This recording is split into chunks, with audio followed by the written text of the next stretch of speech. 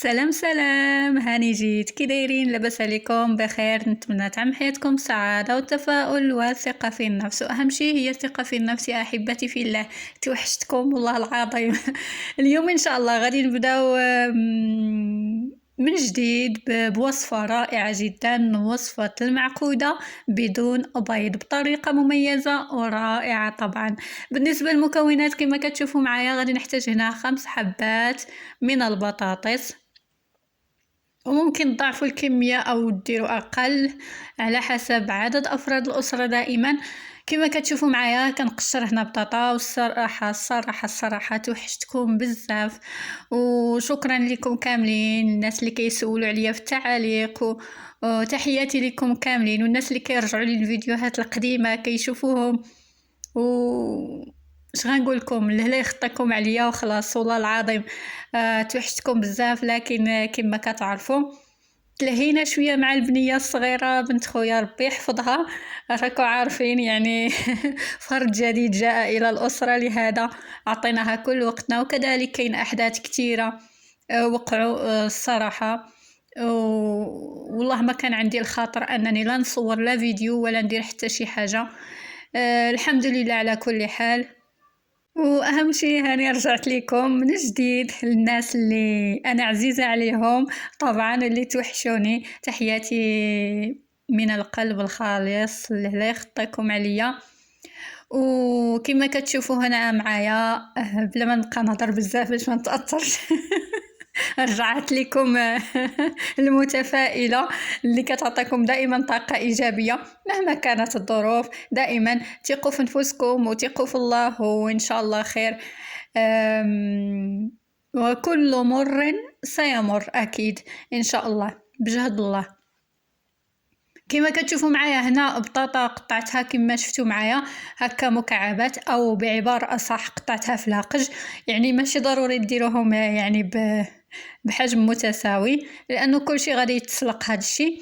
ومن بعد كما شفتوا معايا درت كذلك واحد الضامه ديال البنه بنكهة الدجاج كما كتشوفوا معايا.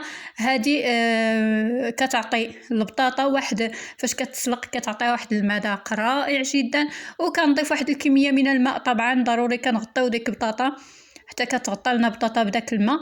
وغادي نديرها فوق النار متوسطه حتى كتسلق. ضروري كندير واحد الرشيشه خفيفه كذلك من الملح، هذه ضروريه، مع اني درت داك كنور او داك ضامة البنه، لكن كنضيف كذلك واحد الرشيشه خفيفه ديال الملحه. وهنا من بعد ما تسلقات كما شفتوا معايا دابا غادي نصفي هاد البطاطا هذه. وكما قلت لكم هاد المعقوده كتجي رائعه جدا بدون بيض. انا الصراحه ديال المعقوده اللي بالبيض ما كناكلش منها بزاف، لكن بهذه الطريقه نتمنى فعلا تجربوها، كتجي رائعه جدا. خصوصا حتى الناس اللي ما كيحبوش البيض في هكا في اطباق. نتمنى فعلا تجربوا، هذه طريقه رائعه جدا وعمليه، وكذلك كتجي بنينه جدا. نتمنى فعلا تجربوها. اذا كما شفتوا من بعد ما صفيت ديك البطاطا، داك الماء طبعا كنحتفظ به، داك الماء اللي سلقت فيه البطاطا باقي غنحتاجو في الخلطه الثانيه. وهنا من بعد ما كنديرها هكا بالفرشيطه، يعني كنرفسها. بهذه العباره حتى كتولي لي هكا بحال بيغي. من بعد كنجيب العطريه، غادي ندير التوابل اللي غنحتاجو كما كتشوفوا معايا. هادو هما كما وعدتكم في واحد فيديو قبل، يمكن فاش مشينا كاين فيديو قبل فاش مشينا للسعيديه، قلت لكم خديت من تما طاسات ديال العطريه كما كتشوفوا. هادو هما اللي خديت. شكلهم رائع الصراحه، عجبني شكل مربع وكذلك ديال البلاستيك، وكل وحده فيها المعلقه ديالها. الصراحه عجبوني بزاف وخديتهم. هاني وريتهم لكم دابا. اذا نرجعوا لموضوعنا. كما شفتوا كندير هنا ملعقه ونصف ديال البابريكا او التحميره، غير هاد المعالق صغار شويه. بالنسبه للمعلقه العاديه الصغيره العاديه كنديروا ملعقه صغيره ممتلئه.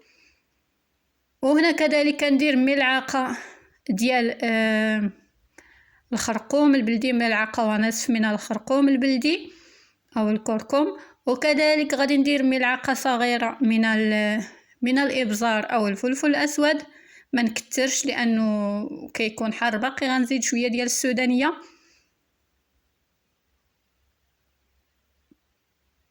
وكذلك غادي ندير ملعقه ديال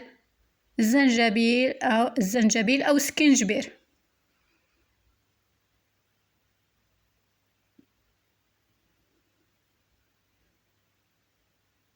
وهنا طبعا كذلك غادي نضيف الثوم، يعني الثومه هنا واه بعدا في الاول كندير ملعقه صغيره، نصف ملعقه صغيره من الكمون، وغادي نضيف كذلك الثومه.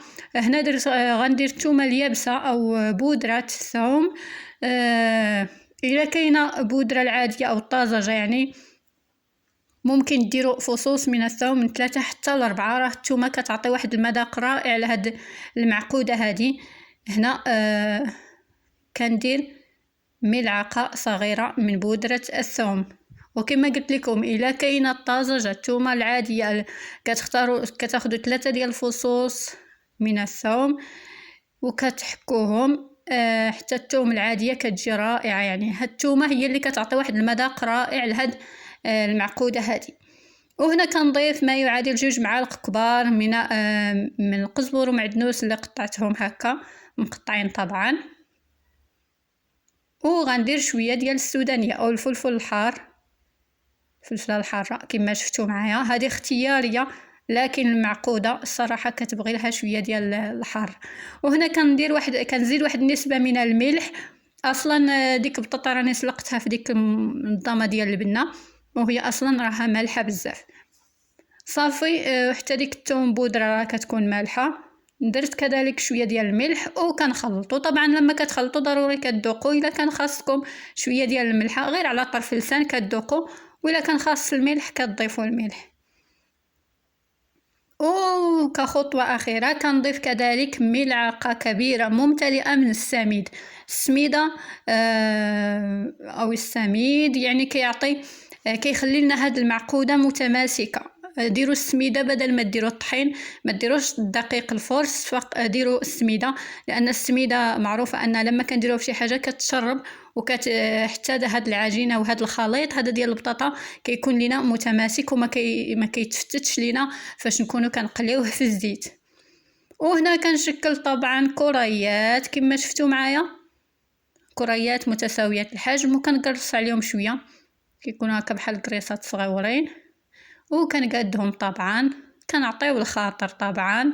وهذا ما كان. اذا غادي نشكل كريات كما شفتوا معايا او اقراص بهذا الشكل، اقراص متساويه. الا بغيتوا تكبروهم لكم الاختيار. انا غادي نديرهم بهذا الحجم هذا وغنكمل كل كميه. وكما شفتوا معايا هنا من بعد ما كملت كل شيء حتى كنكملوهم كاملين كنوجدوهم عاد كننتقلوا للمرحله الثانيه. بالنسبه للمرحله الثانيه كما شفتوا معايا هنا غادي ندير الخلطه اللي فاش غادي نمرر هاد البطاطا هاد اقراص البطاطس. هنا كندير كاس ما يعادل كاس ونصف من دقيق الفرص، وكندير الملح طبعا القياس الكافي من الملح، وكذلك غادي نضيف ملعقه صغيره ونصف من البابريكا او التحميره، وغادي نضيف كذلك الكركم او الخرقوم البلدي كندير كذلك ملعقه صغيره، وغادي ندير شويه ديال الابزار او الفلفل الاسود. دائما الابزار ما نكتروش، راس معلقه صغيره المهم.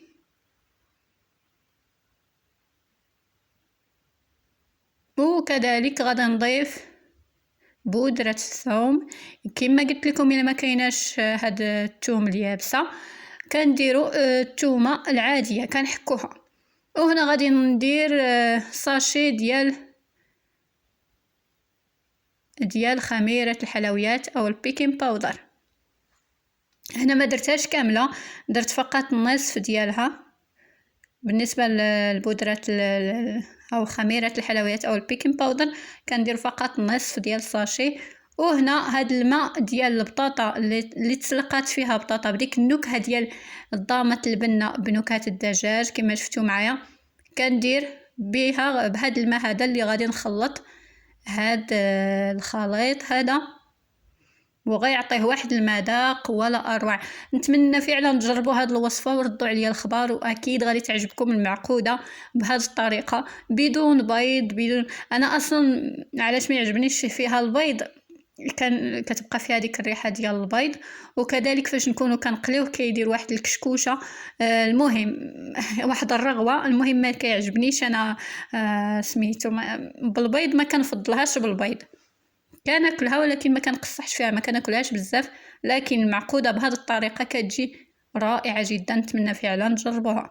وهنا درت 2 كؤوس كما شفتوا معايا من داك الخليط الماء اللي تسلقات فيها ديك البطاطا، وصافي كنحصلوا على الخليط بهذا القوام هذا كما شفتوا، بحال الخليط ديال البغرير او ديال لي كريب.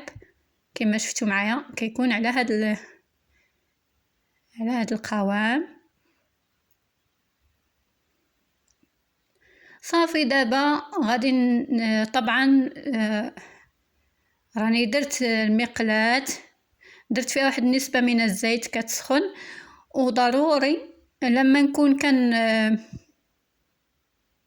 مباشرة نمرر هاد القطع ديال وهاد الاقراص ديال البطاطس ديال المعقودة، كنمررهم في الخليط مباشرة، وكنمررهم مباشرة كنديرهم مباشرة في الزيت. يعني ما كنحطوهمش هنا وكنخليهم واحد الفترة باش ما تفتتش ليا، لانه كنخدم مباشرة.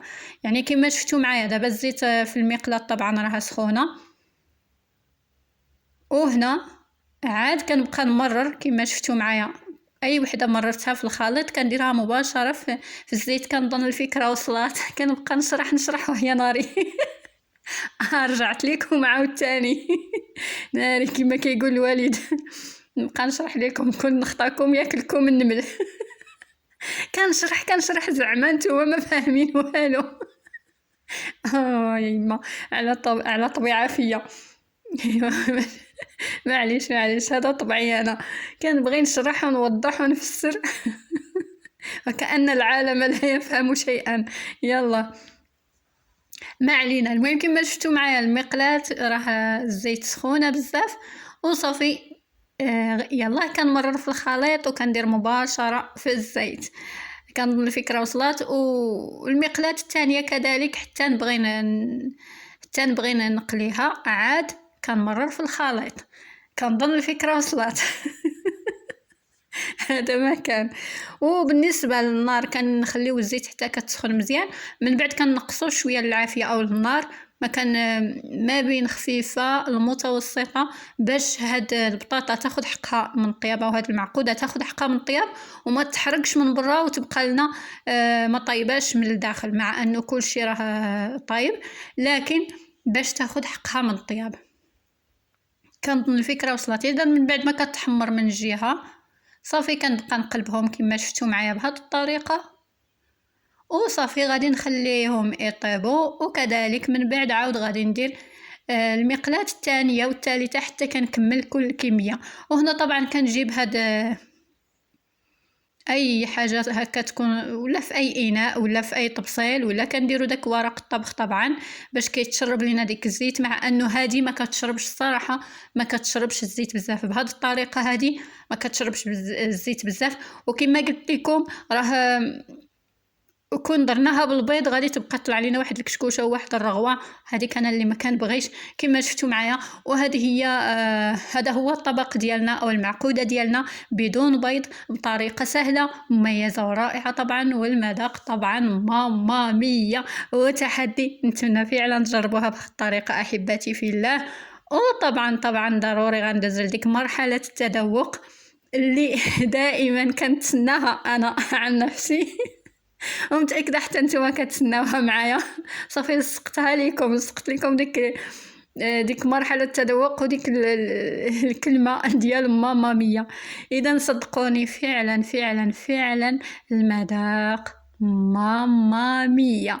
هذا ما كان احبتي في الله. نتمنى لكم كل خير، ونتمنى دائما تكونوا بخير وعلى خير، ونتمنى تجربوا هذه الوصفة بطريقتي المميزة والرائعة. والسلام عليكم وإلى اللقاء في فيديو جديد مميز ورائع. وانتظروا الجديد والمميز طبعا. مع السلامة.